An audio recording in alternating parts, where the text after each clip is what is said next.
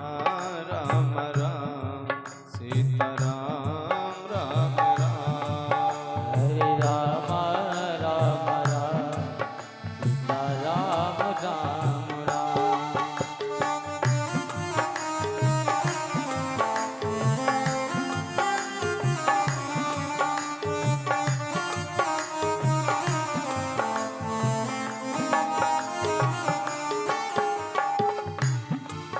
हरे राम राम राम सीता राम राम राम। हरे राम राम राम सीता राम राम राम। हरे राम राम राम सीता राम राम राम। हरे राम राम राम सीता राम राम राम। हरे राम राम राम सीता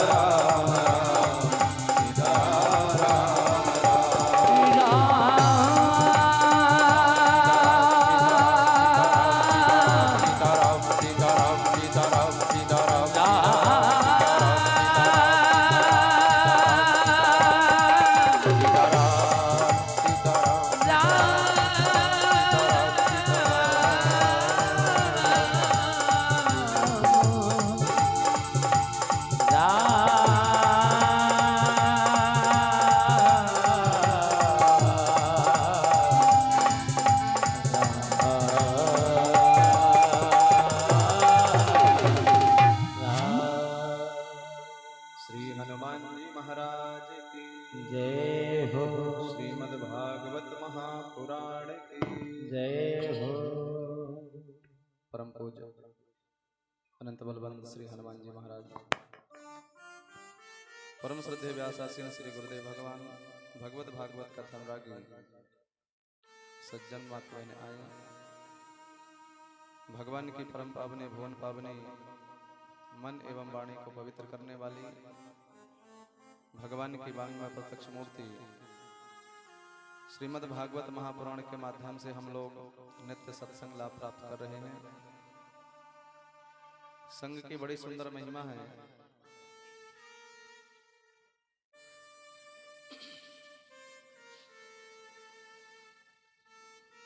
एक तोते के दो बच्चे हवा तूफान चलने से वो उड़ गए और अलग अलग स्थान में पहुंच गए। एक तोते के बच्चे को चोरों ने पकड़ लिया और दूसरे को महात्माओं ने रख लिया। जब दोनों कुछ बड़े हुए तो संग के प्रभाव के कारण जो चोरों के पास में था उसने गालियों को सीख लिया। तो जब भी वो सवेरे लोगों को जगावे, हे लड़के, अरे हट हट चलो चलो।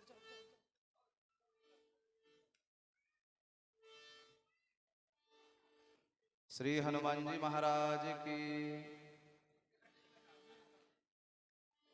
और जो संतों के साथ में था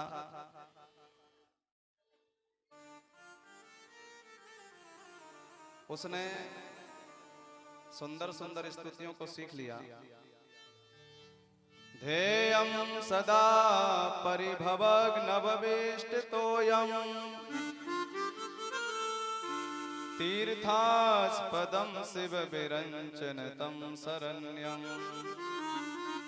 भृत्यार्थिहं प्रणतपालभवाब्धिपोतं वंदे महापुरुष ते चरणारविंदम। तो जो संतों के पास में था उसने स्तुति को सीखा तो सवेरे सबको बढ़िया सुंदर सुंदर स्तुति गा गा करके जगाता है। इसलिए जिस प्रकार का संग करेंगे उसी प्रकार का रंग चढ़ेगा। तो हम लोग नित्य भागवत के माध्यम से सत्संग लाभ प्राप्त कर रहे हैं। जब भगवान का विवाह हुआ है तो उनके यहाँ पर प्रथम एक बालक का जन्म हुआ और उस बालक को सम्रासुर नाम का असुर हरण करके ले गया, उसे समुद्र में डाल दिया। उसे एक मछली निकल गई और उस मछली को एक मछुआरे ने पकड़ा और संयोग की बात है कि वह मछली उसी सम्रासुर के यहाँ पहुंच गई और मछली के पेट में से बालक की प्राप्ति भई और उसी सम्रासुर के यहाँ एक दासी बालक का लालन पालन करने लगी। जब वह बालक कुछ बड़ा हुआ तो तब वहां नारद जी महाराज पहुंचे और नारद जी ने जो दासी लालन पालन कर रही है वो थी रति। रति से सुनाया कि सुनो ये तुम्हारा बालक नहीं है। कहा जरा थोड़ा ध्यान करो, भोले बाबा ने तुम्हें कुछ कहा था। जिस समय कामदेव भोले बाबा के पास में पहुंचा और भोले बाबा ने कामदेव को तब शिवती सर नयन उघारा चितवत काम भयं जरि छारा। तब शिवती सर नयन उघारा चितवत काम भयं जरि छारा।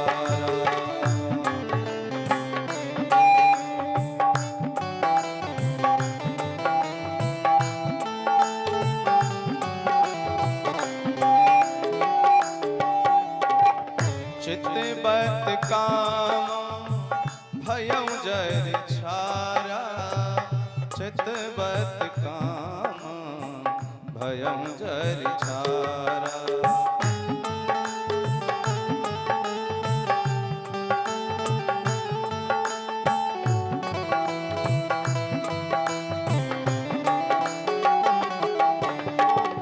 तब सेवती सर नयन उघारा, चितबत काम भयं जर छारा, चितबत काम भयं जर छारा।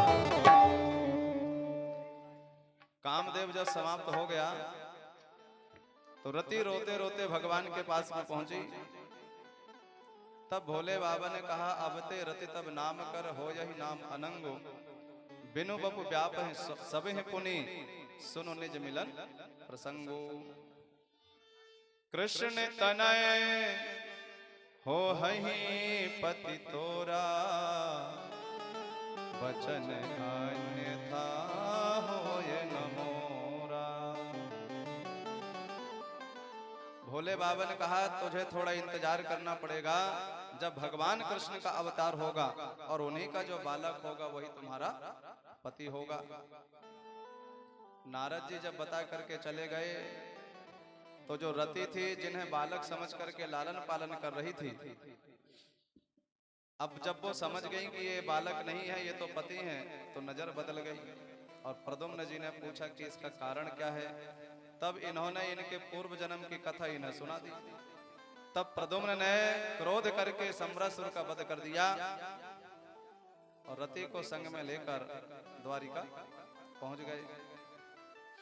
रुक्मणी जी ने देखा कि जब जन्म हुआ था तभी गायब हो गया और आया है तो संग में बहू भी लेकर के आ गया।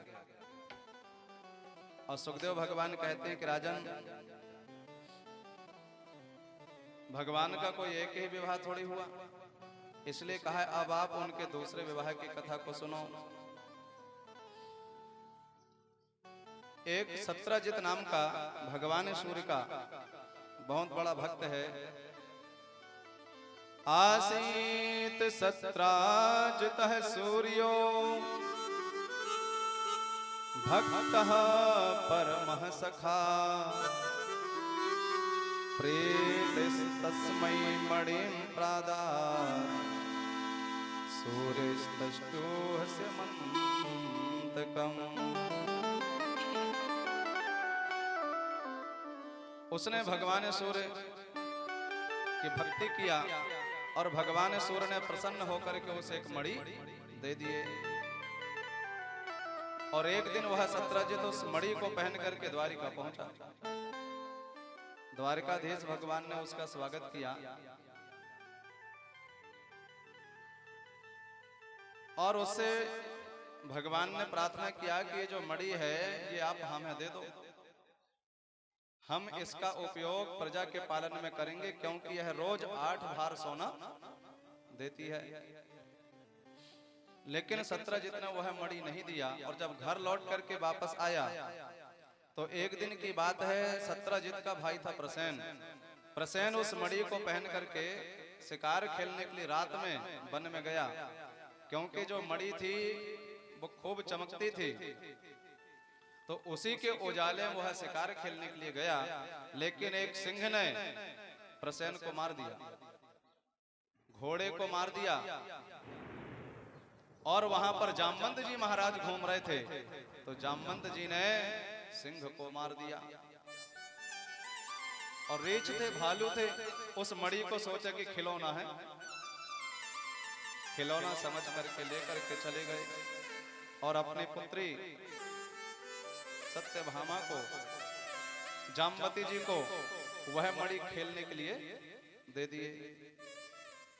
जब प्रसेन लौट करके वापस नहीं गया तो सत्रजित के मन में यह बात आ गई कि हो ना हो द्वारकाधीश ने मेरे भाई को मार दिया, क्योंकि मणि मांग रहा था, मैंने मणि नहीं दिया तो लगता है उसने मेरे भाई को मार दिया और मणि चुरा करके चला गया। जब उसके मन में यह शंका भई तो उसने अपने देवी से सुना दिया कि सुन, ये बात जब तक पक्की पक्की मालूम ना हो जाए तब तक तू किसी से कहना मत, मैं तुझे बताए दे रहा हूं। और सारी घटना कथा उसने सुना दी। लेकिन यदि किसी ने अपनी देवियों से बात बता दिया और कह दिया कि किसी से मत बताना, तो इसका मतलब यह हुआ कि अब चारों तरफ शोर होना है। क्योंकि माताएं जब तक एक दूसरे से बता नहीं देती कोई भी बात, तब तक भोजन ही नहीं पचता है। एक दिन एक बुढ़िया माई सवेरे सवेरे कहीं घूम रही थी। इतने ही में एक बालक चोरी करने के लिए घुसा था दुकान में, और जैसे ही वो बाहर निकला, वो बुढ़िया माई वहां से निकली तो उसने देख ली। तो वो बालक भी समझ गया कि मैं तो अब फंस गया, इसने तो देख ली। तो तुरंत गया, पैर छुआ, हाथ जोड़ा और कहा कि आप किसी से मत बताना, वो गलती हो गई, धोखा से घुसा था। तो बुढ़िया बोली, बेटा तू खूब चोरी कर तो रहे, मुँह का पड़ी कि मैं काऊ से बताऊं। आगे बढ़ी तो एक और मिल गई। कहा सुन सुन, फले का बालक फली की दुकान में चोरी करने को घुसा था, मैंने देख ली तो कह रहा था कि काऊ से ना बताइयो। अरे मोहे का पड़ी कि मैं काऊ से बताऊं। आगे बढ़ी तो एक और मिल गई। कहा सुन सुन, फले का बालक फली की दुकान में घुसा था, मैंने देख ली तो कह रहा था काऊ से ना बताइयो। अरे मोहे का पड़ी कि मैं काऊ से बताऊं। माताओं को जब कोई बात बताना होता है तो पूजा की थाली लेकर के जाती है मंदिर की तरफ, और दूसरी बहन जी को देख करके पहले ही ऐसा मोह बना लेंगी कि सामने वाली अपने आप पूछेगी क्या हुआ। फिर देखो पूजा की थाली को एक तरफ रखी रह जाती है, फिर घंटे 2 घंटे तो केवल बातों में बीत जाता है। एक बार की बात है, जब महाभारत का भयंकर युद्ध हुआ और कौरव सेना समाप्त हो गई, तो धर्मराज युधिष्ठिर जी महाराज कौरवों के लिए तिलांजलि कर रहे थे। तो कौरव थे 100 भाई, उन्होंने 100 बार कर दिया। माता कुंती बोली, बेटा एक बार और कर दो।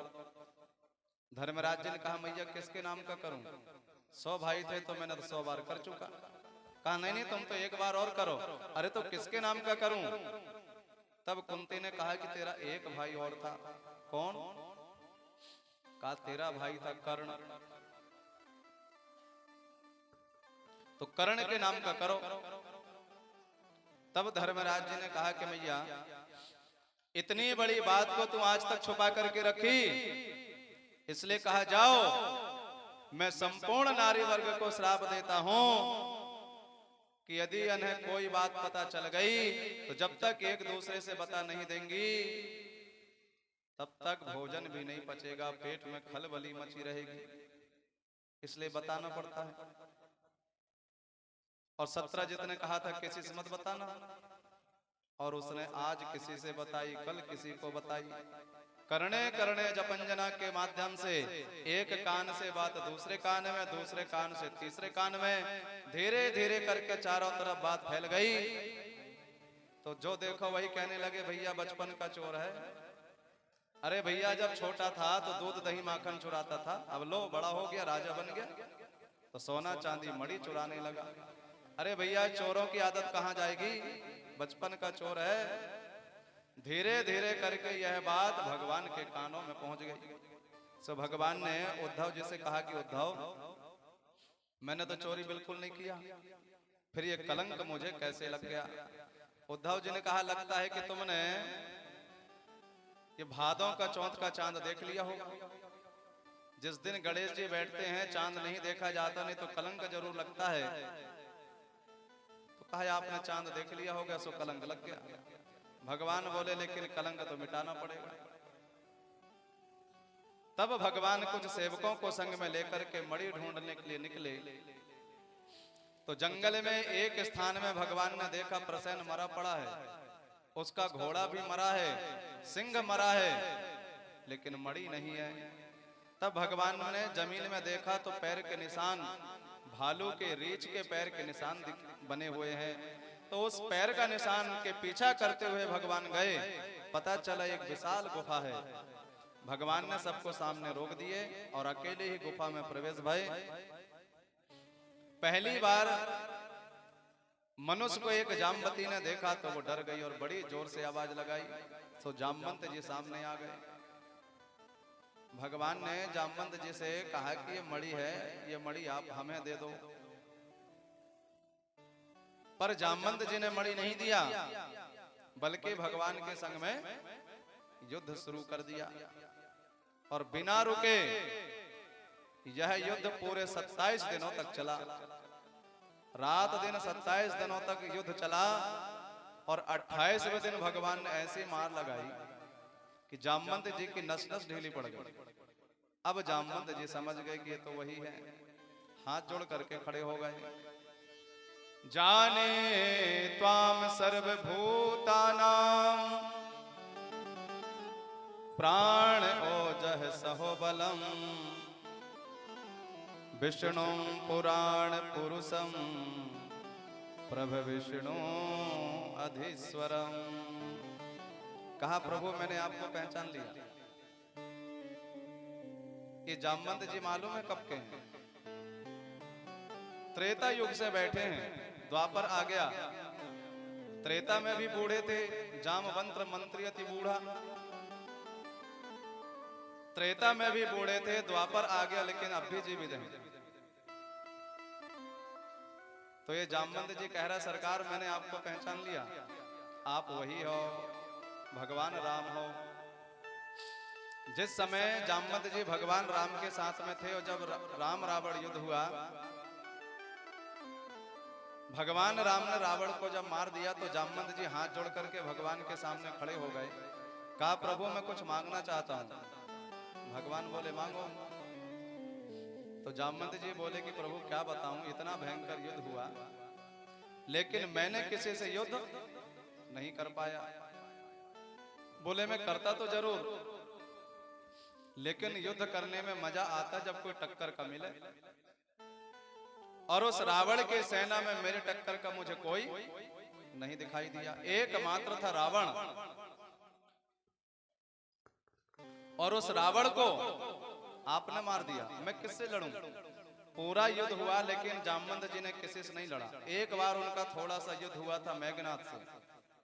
जब मेघनाथ ने भगवान राम को लक्ष्मण जी को नाग पास में बांध दिया और बड़ा प्रसन्न होकर के चला जा रहा था कि मैंने रामादल को पराजित कर दिया, लेकिन जामवंत जी सामने आ गए। मेघनाथ ने कहा ए बूढ़े, देखता नहीं है मैंने किसी को नहीं छोड़ा, सबको पराजित कर दिया, लेकिन मैंने केवल तुझे छोड़ा। तुझे क्यों? बोले तुझे बूढ़ा समझ करके छोड़ दिया। कोई बूढ़ा व्यक्ति अपने को स्वयं को बूढ़ा कहे तब तो ठीक है, लेकिन कोई दूसरा यदि बूढ़ा कह दे तो बूढ़े एक ही बात कहते हैं, सुनो जब हम तुम्हारे जैसे थे तो लीटर लीटर घी हम ऐसे पी जाते थे, अब तुम्हारे समय में शुद्ध घी तक नहीं मिलता है।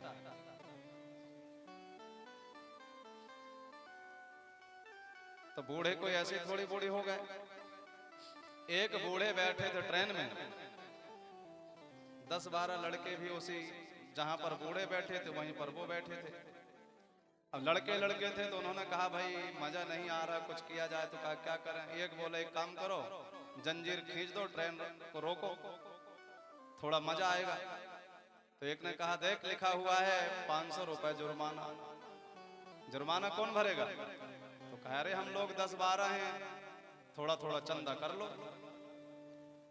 तो सबने चंदा किए तो 1200 रुपए हो गया, और वो 1200 एक ने रख दिया, बोले अब जंजीर खींचो। फिर एक बोला सुनो ये 1200 खर्च, ये 500 रुपए खर्च भी नहीं होगा और काम बन जाएगा। कहा क्या? अरे कहा जंजीर हम खींच देते हैं, नाम ये बूढ़े का लगा देते हैं। अब वो बूढ़ा बोला भैया आप क्यों ऐसा कर रहे हो? अरे भैया मेरे पास ज्यादा रुपया नहीं है, मैं परेशान हो जाऊंगा। तो उनको और हंसी आई, देखो क्या बढ़िया गिड़गिड़ा रहा है।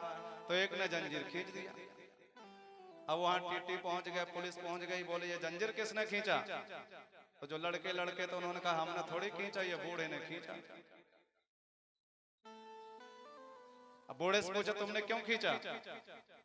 बूढ़े ने कहा भैया मैंने ऐसे थोड़ी खींचा, मेरी मजबूरी थी सो मैंने खींचा। कहा क्या मजबूरी थी?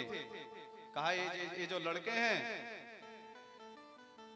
इन्होंने मुझसे लूटपाट कर लिया और मेरे 1200 रुपए छीन लिए। तुम्हें विश्वास नहीं है तो इसके जेब में देख लो। अब वो चंदा के 1200 रुपये रखा ही था। अब इन सबको पकड़े, वो लेकर के जाने लगे तो खिड़की से बूढ़ा बोला, मैं ऐसे थोड़ी बूढ़ा हो गया। इसलिए जब जामवंत जी को ललकारा मेघनाथ ने, कहा बूढ़े मैंने केवल तुझे बूढ़ा समझ करके छोड़ दिया, लेकिन लगता है कि तू मरना चाहता है, और फेंक करके त्रिशूल मारा।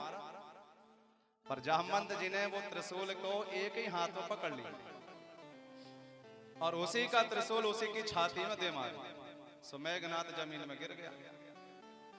अब ये जामवंत भालू थे, रीछ थे। जब कोई भालू किसी को मारता है तो उसका सिर पकड़ करके बार बार जमीन में रगड़ता है। तो गरम गरम रेता थी, पकड़ा सिर मेघनाथ का, बार बार रगड़े और फिर पलट करके उसकी छाती में कान लगावे, सांस चल रही कि नहीं चल रही। फिर देखा कि वो तो चल रही है, सो फिर पलटा, फिर रगड़े।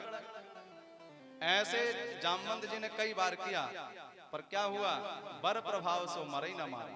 वरदान था, इसलिए मेघनाथ नहीं मरा। तो जामवंत जी ने मेघनाथ को पकड़ करके आसमान में घुमाकर लंका में फेंक दिया। इसलिए जामवंत जी ने भगवान राम से कहा कि प्रभु इतना भयंकर युद्ध हुआ, लेकिन मैंने किसी से युद्ध नहीं कर पाया। लेकिन मैं क्या बताऊं, मेरी भुजा खो जा रही है।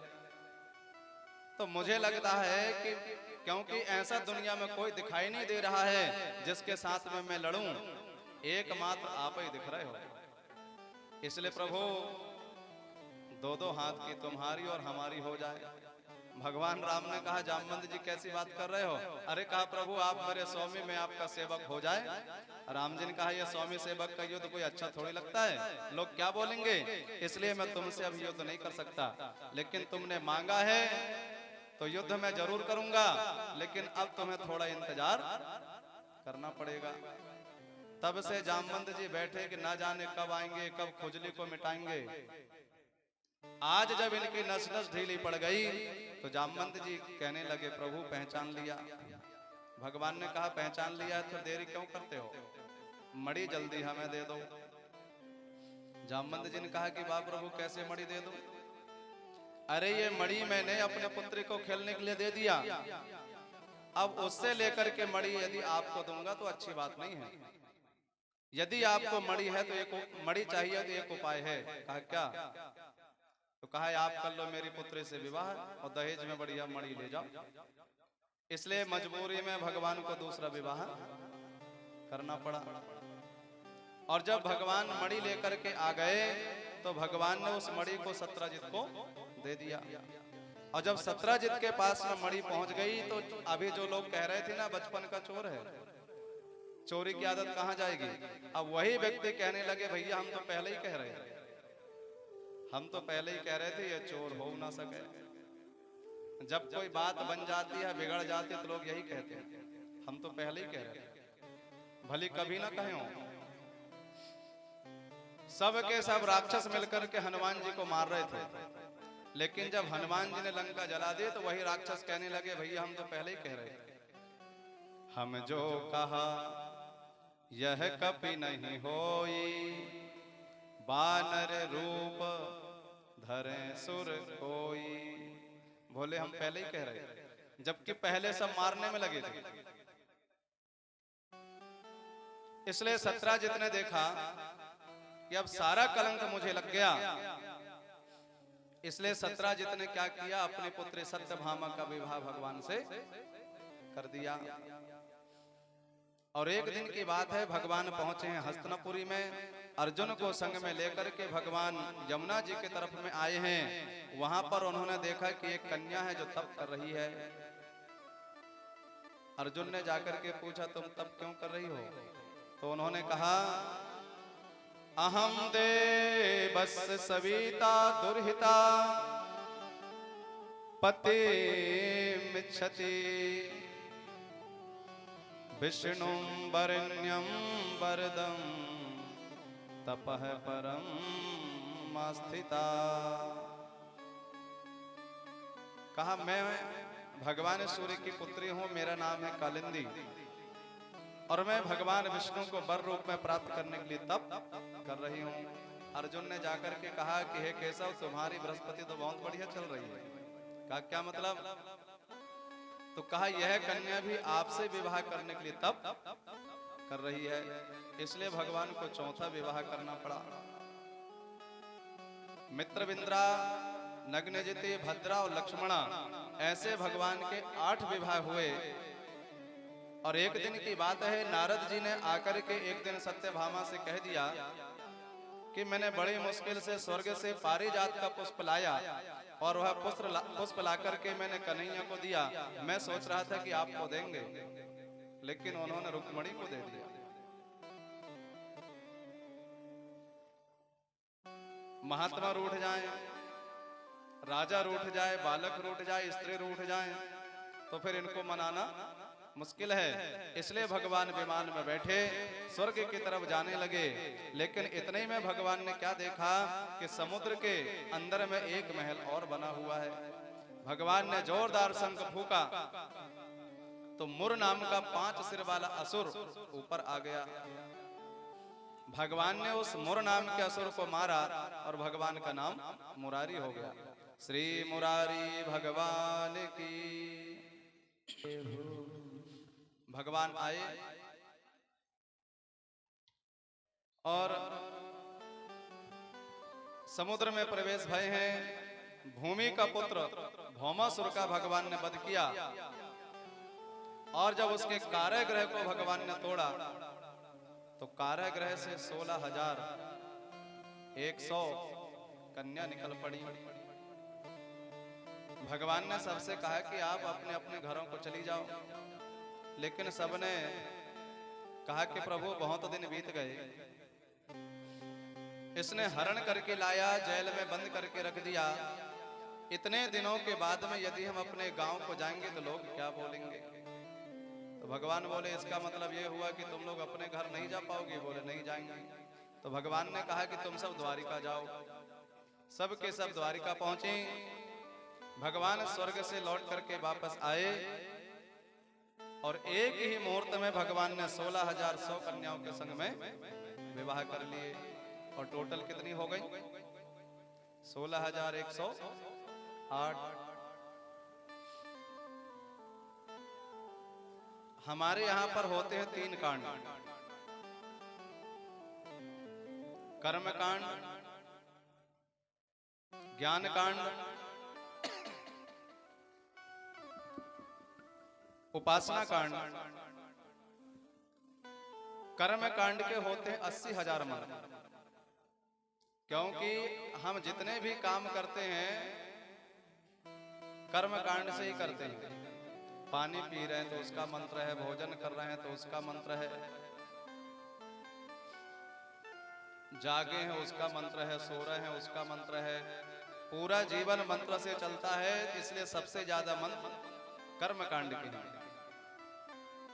4,000 मंत्र ज्ञान कांड के हैं और 16,000 जो मंत्र हैं वो उपासना कांड के हैं। यही जो 16,000 मंत्र हैं भगवान के 16,000 पटरानी है। और 100 प्रकार के होते हैं उपनिषद जो विशुद्ध भक्ति को प्रदान करते हैं। यही जो 100 उपनिषद है भगवान की 100 रानियां हैं। और 8 प्रकार के होती है प्रकृति। भूमि राप अनलो वायु खम मन बोधि रे विचार अहंकार इतियम में भिन्ना प्रकृति अष्टधा। जो 8 प्रकार की प्रकृति है वही भगवान की 8 पटरानियां हैं। जो प्रकृति के बस में रहे वो है जीव, और जो प्रकृति को बस में रखे वो है भगवान। गर्मी का समय आता है हम लोगों को गर्मी लगती है, ठंडी का समय आता है तो ठंड लगने लगती है। हम लोग जैसे प्रकृति चलाती है हम लोग वैसा चलते हैं, लेकिन प्रकृति को चलाने वाले कौन है? भगवान, इसलिए भगवान की अष्टपट रानी है। और एक एक सस्तः कृष्णस्य पुत्रान 10-10 बला, एक एक के द्वारा 10-10 पुत्र और एक एक पुत्री का जन्म हुआ है। एक तो 16,108 यही है, और 10-10 पुत्र और एक एक पुत्री का जन्म हुआ, संख्या लाखों में पहुंच गई। जो 10 प्रकार की इंद्रियां हैं वही भगवान के 10 पुत्र हैं, और एक होता है मन। यही जो मन है भगवान की पुत्री है।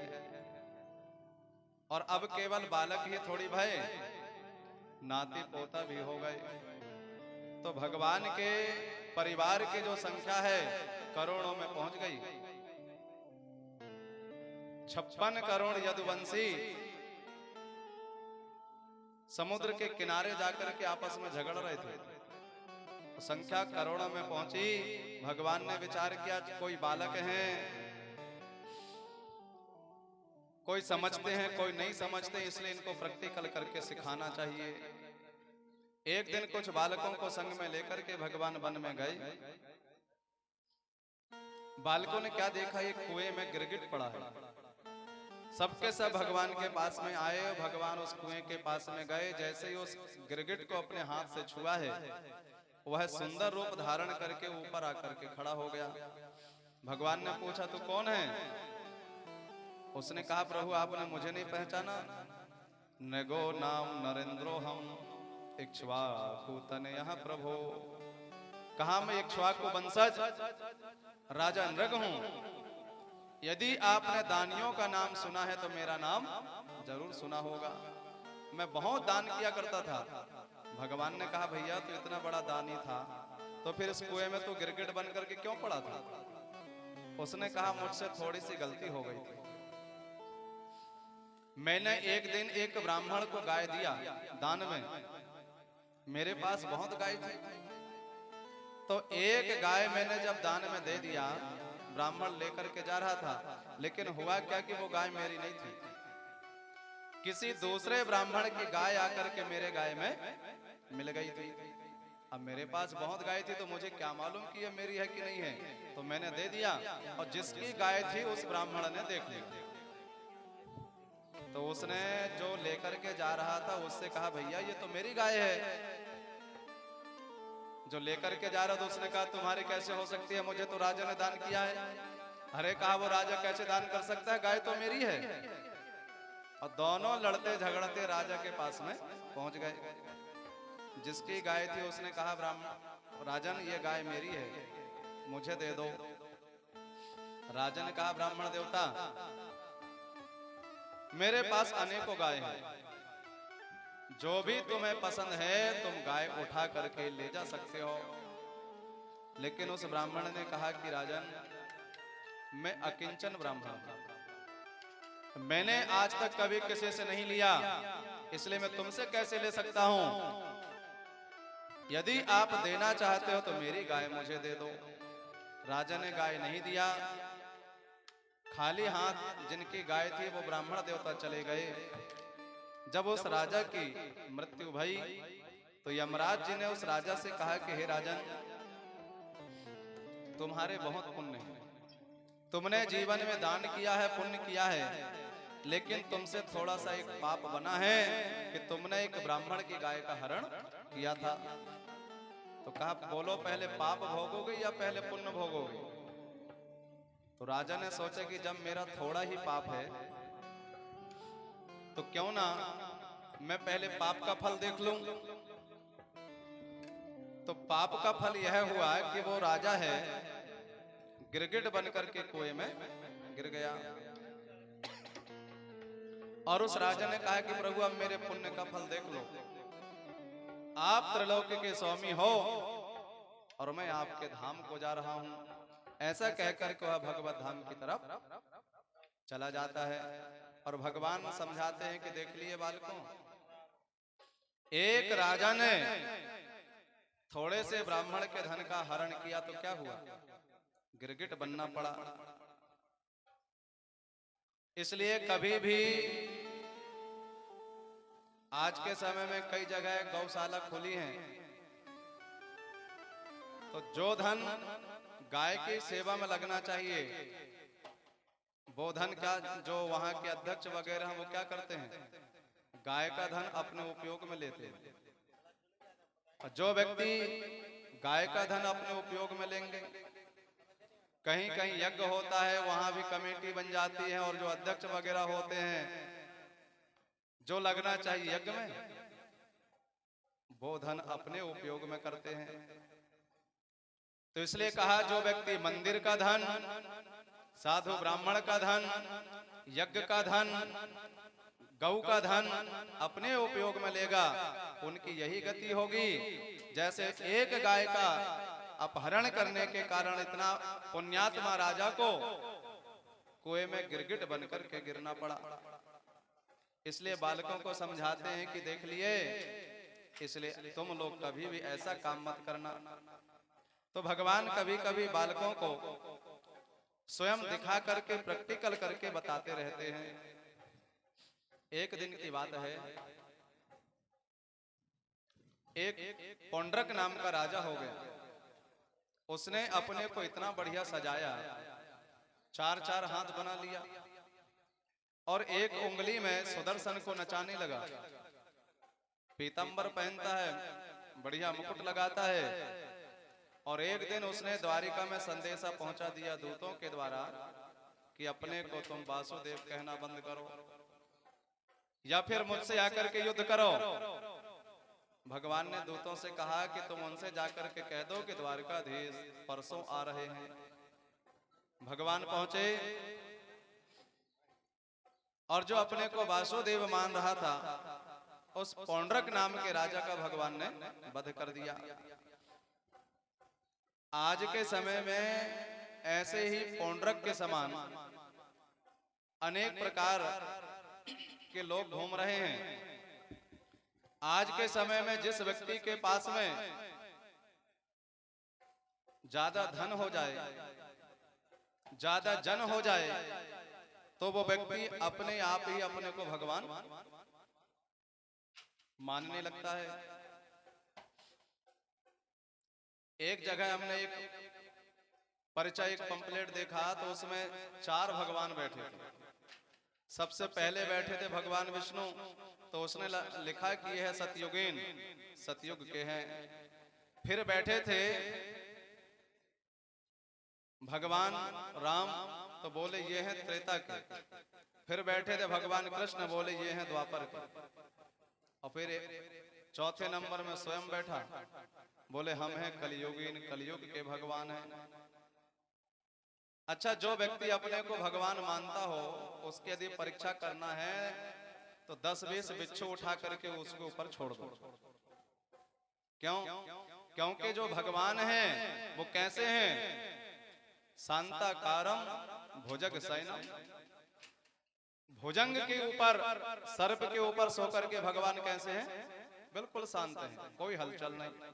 और बिच्छू को देख करके डरने लगे, तो कैसे भगवान? तो ऐसे कलयुग में आज के समय में अनेक भगवान घूम रहे हैं, जो कहते हैं कि कलयुग में हम अवतरित होकर के आए हैं। इसलिए भगवान ने उस पौंड्रक का वध किया और विचार किया कि इसने अपने जैसे, मेरे जैसे बनाने में कितनी मेहनत किया, तब जाकर के मेरे जैसा बना। इसलिए भगवान ने उसे सामीप्य मुक्ति दे दी। एक दिन की बात है, राजा जरासंध के कारागृह से एक राजा जैसे तैसे निकल करके भागा और वो द्वारिका पहुंचा। द्वारिका में उसने भगवान कृष्ण से कहा कि प्रभु, उस दुष्ट कंस ने, जरासंध ने मेरे जैसे 20,800 राजाओं को बंदी बना करके रखा है, और उन सब राजाओं ने आपसे गुहार लगाई है, प्रभु आप कृपा करो। भगवान ने उस राजा से कहा कि आप बिल्कुल चिंता मत करो, मैं अति शीघ्र वहां पहुंच करके जरासंध का वध जरूर करवाऊंगा। इधर नारद ने जो जरासंध के कारागृह में राजा थे उनसे कहा कि आप भगवान को पुकारो, तो सब के सब भगवान को पुकारते। कृष्णाय वासुदेवाय हरे परमात्मने प्रणत क्लेश नाशाय गोविंदाय नमो नमः। जैसे उन राजाओं को जरासंध ने कारागृह में डाला है, बंदी बना करके रखा है, ऐसे ही हमारे अंदर भी बहुत से शत्रु हैं जिनके कारण हम बंदी बन गए हैं। यदि ये शत्रुओं को बाहर निकालना है, इन शत्रुओं से बचना है, तो भगवान से प्रार्थना। काम क्रोध लोभ मोह मद मत्सर आदि जो शत्रु हैं हमारे अंदर में बैठे हैं, यदि हम भगवान से प्रार्थना करेंगे तो हो सकता है भगवान उन शत्रुओं को हमारे अंदर से बाहर निकालें। प्रभु हम भी शरणागत हैं,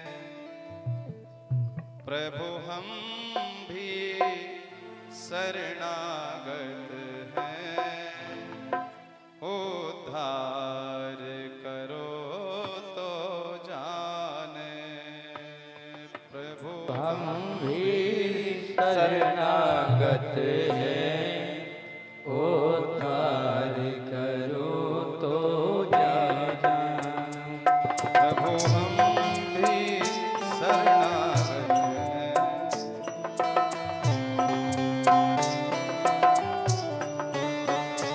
प्रभु हम भी शरणागत हैं, उद्धार करो तो जाने। प्रभु हम भी शरणागत हैं, उद्धार करो तो जाना।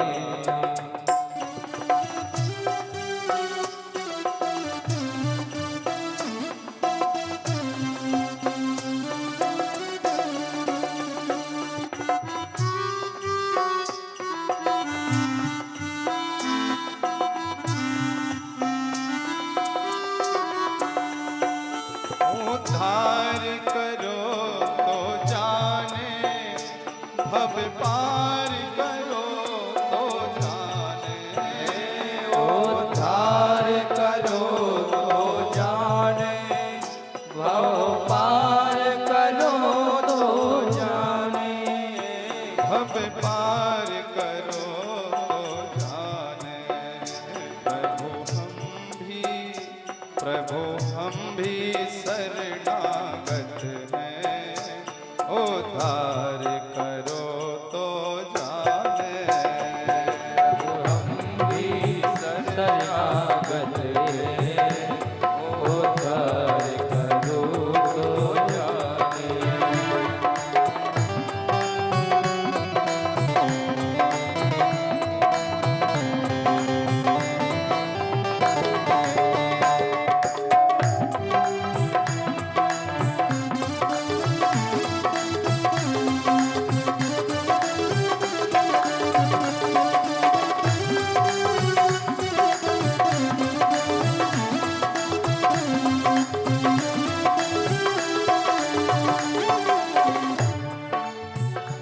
योगी जन तुमको पाते, तुम भाव भक्ति बस आते। योगी जन तुमको पाते, भक्ति बस आते। योगी जन तुमको पाते, तुम भाव भक्ति बस आते। तुम भाव भक्ति पछताते, तुम भाव भक्ति बस आते। तुम भाव हम कुटिल हृदय से कलुषित, हम कुटिल हृदय से कलुषित, निष्पाप करो तो जाने। प्रभु हम भी शरणागत हैं, उद्धार करो तो जाने।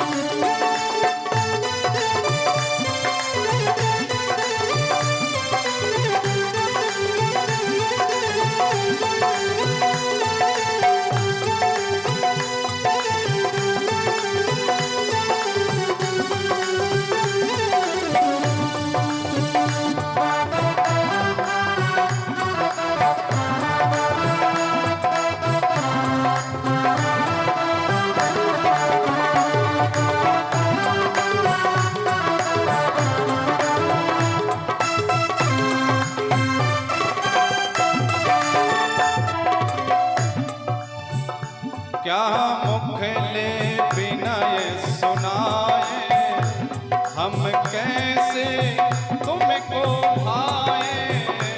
हम कैसे तुमको भाए, हम कैसे तुमको भाए। अगणित अपराध किए हैं, अगणित अपराध किए हैं, उद्धार करो तो जाने। प्रभु हम भी शरणागत हैं, उद्धार करो तो जाने। प्रभु हम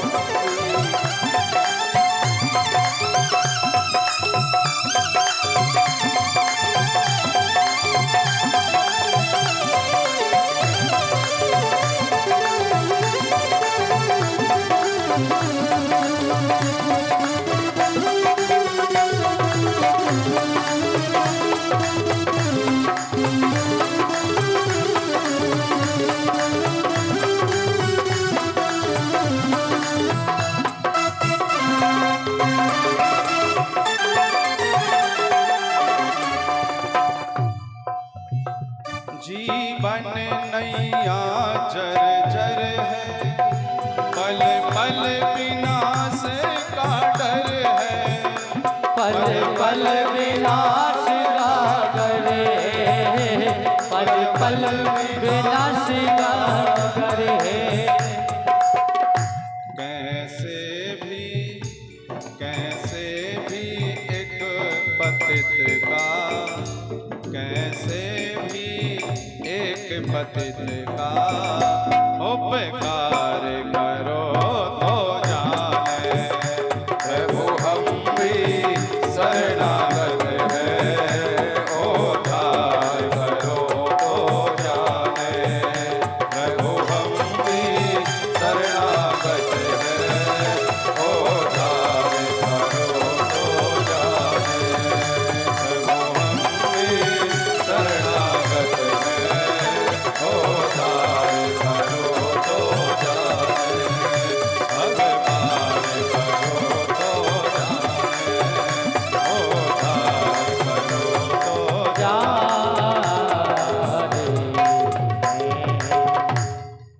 सबके सब राजा भगवान से प्रार्थना कर रहे हैं। कृष्णाय वासुदेवाय हरे परमात्मने प्रणत क्लेश नाशाय गोविंदाय नमो नमः। भगवान हस्तिनापुरी में गए हैं, पांडव राजस्व यज्ञ करने की तैयारी में हैं, इसलिए चारों तरफ से पांडवों ने दिग्विजय कर लिया। लेकिन सबसे बड़ी समस्या जरासंध की थी, यह कैसे मरे। तब भीम, अर्जुन और भगवान तीनों ने ब्राह्मण का वेश बनाए और जरासंध की राजधानी में पहुंच गए। जरासंध ने तीनों का खूब स्वागत किया और कहा, ब्राह्मण देवता जरूर कुछ मांगने को आए हो, क्योंकि मैं नित्य ब्राह्मणों को कुछ न कुछ दान देता हूं। तुमने भी कहीं सुना होगा। भगवान बोले, हाँ, हम हिमांचल से आए हैं। थोड़ी सी भगवान को हंसी आई। जरासंध ने कहा कि लगता है मैंने तुझे कहीं देखा है। अर्जुन ने इशारा किया, प्रभु ये मुस्कुराना बंद करो, सो ठीक है। और भगवान ने कहा कि हे राजन, हमने तुम्हारी बहुत प्रशंसा सुनी है, तुम ब्राह्मणों को मुंह मांगा देते हो, इसलिए यदि आप देना चाहते हो तो हम आपसे कुछ मांगना चाहते हैं। युद्धम नो देहि राजेंद्र द्वंद्व सो यदि मन्य से, हम तुम्हारे संग में युद्ध करना चाहते हैं। जरासंध ने विचार किया, बड़े बड़े क्षत्रिय वीर डरते हैं, मेरे सामने कोई लड़ने को तैयार नहीं, और ये ब्राह्मण कहां से आ गए, मुझसे लड़ना चाहते हैं। जरासंध ने कहा, अपना परिचय दो। तो भगवान ने कहा, जो मोटा ताजा दिख रहा है ना, ये भीम है, और जो दुबला पतला दिख रहा है ये अर्जुन है। और राजन, अब तो तुमने हमें पहचान लिया होगा। जरासंध ने कहा, बहुत बढ़िया से पहचान लिया। कहा, सुन, मैं तेरे साथ में युद्ध नहीं कर सकता, क्योंकि तू भगोड़ा है। मेरे सामने युद्ध का मैदान छोड़ करके भाग गया था। अब जो युद्ध का मैदान छोड़ करके भाग जाओ, उसके साथ मैं क्या युद्ध करूं। ये जरासंध भगवान से 17 बार हारा है, उसको नहीं गिन रहा है। भगवान एक ही बार भाग गए, उसको गिन रहा है।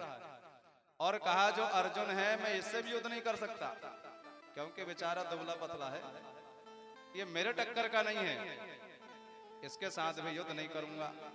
लेकिन हाँ, जो मोटा ताजा दिख रहा है, इसके संग में जरूर युद्ध करूंगा। और भीम ने सोचा कि देखो, इतने बड़े योद्धा ने दो को फेल कर दिया, केवल मुझे पास किया है, जरूर मुझ में कुछ खास है। और भगवान बोले, हाँ, जब युद्ध करोगे तब पता चलेगा। और रोज सवेरे से शाम तक दोनों का युद्ध होता है। शाम को सब बड़े आराम से बैठ करके भोजन करते हैं। ऐसे अनेकों दिन निकल गए और रोज युद्ध करते करते भीम का शरीर थक गया। एक दिन भीम बोले कि हे केशव, अब तो चुपचाप भाग निकले सो ठीक है। पता नहीं ये कौन सी मिट्टी से बना है, चाहे जितना मारो इसे कुछ होता ही नहीं है। भगवान ने कहा, अर्जुन, भीम दादा, तुम युद्ध तो करते हो, मेरे तरफ तो तुम देखते ही नहीं हो। भीम ने कहा कि मैं युद्ध करूं कि तुम्हारे तरफ देखूं। कहा, नहीं नहीं, युद्ध तो तुम करो, लेकिन कुछ ना कुछ तो मेरे तरफ देखना पड़ेगा। हम भी युद्ध के समान इस संसार में काम कर रहे हैं। कोई कुछ कर रहा है, कोई कुछ कर रहा है, जिसको जैसी ड्यूटी मिली सब लोग काम कर रहे हैं। तो हम अपना अपना काम तो करें, लेकिन स्मरण भगवान को करना पड़ेगा। ध्यान हमें भगवान की तरफ देना पड़ेगा। हम कोई भी काम करें, यदि हम सहारा भगवान का जोड़ लेंगे, भगवान का यदि हम सहारा ले लेंगे, तो क्या होगा, हमारा काम अपने आप और आसान हो जाएगा। तो आसरा सहारा भगवान का लेना पड़ेगा, तभी काम बनेगा। आसरा इस जहां का मिले ना मिले, आसरा इस जहां का मिले ना मिले, मुझको तेरा सहारा सदा चाहिए। आसरा इस जहां का मिले ना मिले, मुझको तेरा सहारा सदा चाहिए। चांद तारे फलक पर दिखे ना दिखे, चांद तारे फलक पर दिखे ना दिखे, मुझको तेरा सहारा सदा चाहिए।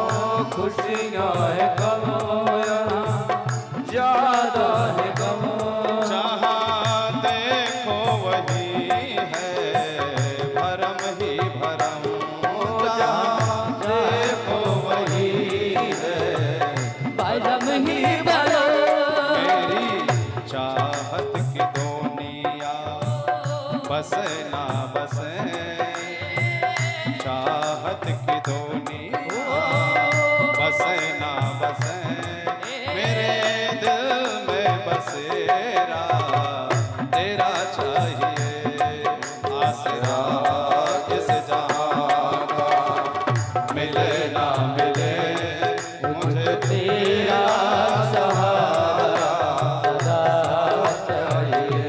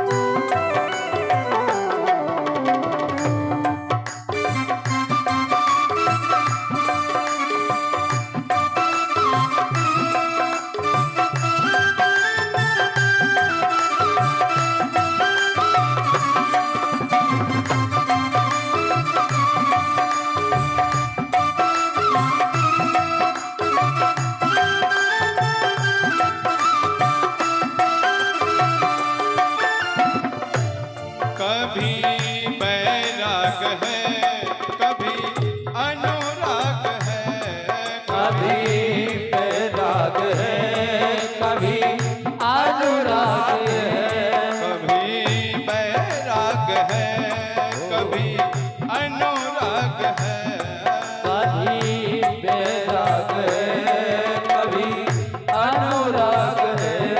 जहाँ बसते हैं माली वही बाग है जहाँ बसते हैं माली वही बाग है मेरी महफिल में सम्मा जले ना जले मेरी महफिल में सम्मा जले ना जले मेरे दिल में बसेरा सदा चाहिए आसरा इस जहां का मिले ना मिले मुझे तेरा सहारा सदा चाहिए।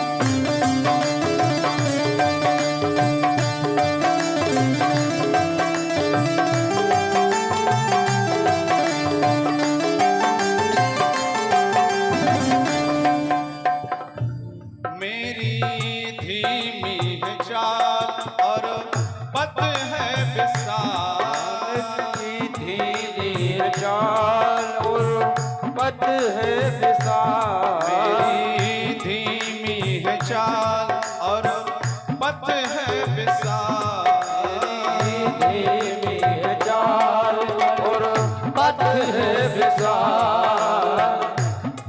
हर कदम पर मुसीबत है मुझको संभाल कदम पर मुसीबत है पाँव मेरे थके हैं चले ना चले पाँव मेरे थके हैं, चले ना चले मेरे दिल में इशारा तेरा चाहिए। आसरा इस जहां का मिले ना मिले मुझे तेरा सहारा सदा चाहिए।